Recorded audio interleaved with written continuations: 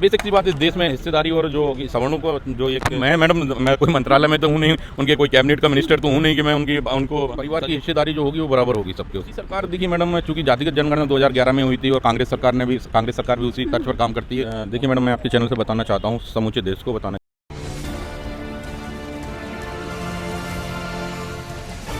नमस्कार, आप देख रहे हैं नेशनल इंडिया न्यूज़ और मैं ज्योति। इस वक्त आप देख सकते हैं कि आज ओबीसी महासभा को लेकर एक समारोह है, तो आज इसी मुद्दे पर हमारे साथ हमारे मेहमान भी मौजूद हैं, जो कि ओबीसी महासभा के एग्जीक्यूटिव चेयरपर्सन हैं प्रदीप चौरसिया जी।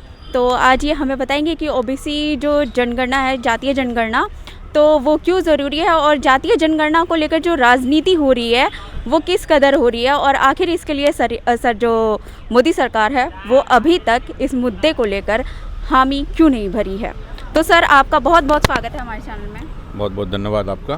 सर, सबसे पहला सवाल मेरा ये है कि 2011 में जो मोदी सरकार जब सत्ता में नहीं थी तो वो ओबीसी के जो जातीय जनगणना के समर्थन में थी, लेकिन अब इन सब चीज़ों से वो जातीय जनगणना से झिझक क्यों रही है? देखिए मैडम, मैं आपके चैनल से बताना चाहता हूँ, समूचे देश को बताना चाहता हूँ कि मोदी सरकार ने जो वादे किए थे उन वादों के ठीक विपरीत कार्य कर रही है मोदी सरकार। तो ये ओबीसी जातिगत जनगणना का इतना बड़ा मसला है, जो कि इस देश की जो पॉपुलेशन है या संख्या है और इस देश में जितने भी संसाधन है, सत्ता से लेकर संसाधन तक, उसमें सब में हिस्सेदारी हमारी ओबीसी वर्ग की और ओबीसी समाज की होनी चाहिए।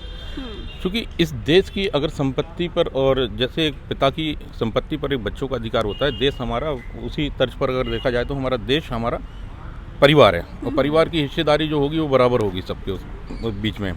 अब यहाँ पर क्या है, पॉलिटिक्स जो होती है, या जो आपने अभी सवाल खड़ा किया कि इस पर राजनीति क्यों होती है, इस पर राजनीति होना इसलिए भी संभव है क्योंकि आप देखते हैं कि विधानसभाएं हों, चाहे राज्य सरकारें हों, चाहे आपकी केंद्र की सरकारें हों, चाहे राज्यसभा से सांसद चुन के आएँ, आप देखेंगे कि संख्या अनुपात में जिनकी संख्या इस देश में 2 से 3% है, उनकी 70 से 80% भागीदारी है। अब 70 से 80% इन लोगों की अगर भागीदारी रहेगी तो आप समझिए कि आप इनके इरादे कैसे होंगे कि ये ना तो आपको यूनिवर्सिटीज़ में, ना ही आपको शिक्षा में, ना ही आपको आपके हक अधिकारों में, हिस्सेदारी में कहीं आपको आगे नहीं आने देंगे।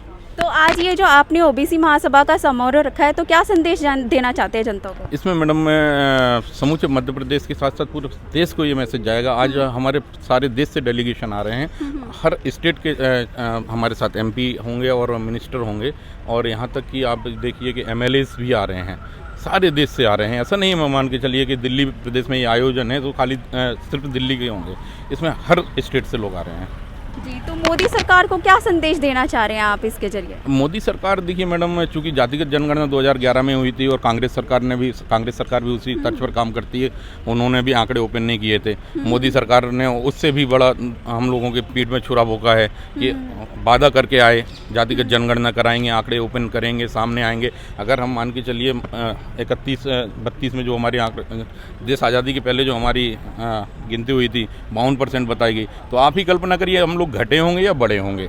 आप कल्पना करिए कि 70, 75, 80 साल बाद जो भी आंकड़ा आ रहा है, उसके बाद हम लोग 52% के बाद घटे होंगे या बड़े होंगे।